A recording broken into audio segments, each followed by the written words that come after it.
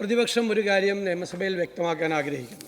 ഒന്ന്, കഴിഞ്ഞ സഭാ സമ്മേളനം തുടങ്ങി ദേവസ്വം മന്ത്രി രാജിവെക്കണമെന്നും ദേവസ്വം ബോർഡ് പുറത്താക്കണമെന്ന് ആവശ്യപ്പെട്ട് ഞങ്ങൾ സഭയ്ക്കകത്തും പുറത്തും സമരത്തിലാണ്.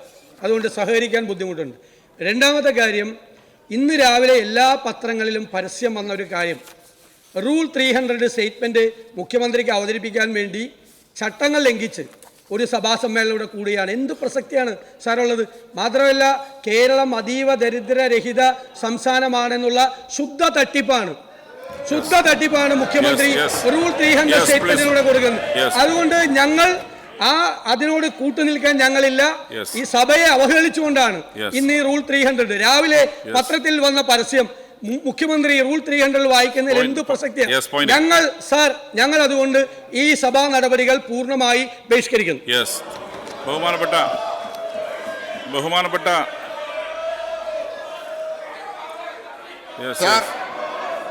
സർ, കേരളപ്പിറവി ദിനമാണിന്ന്.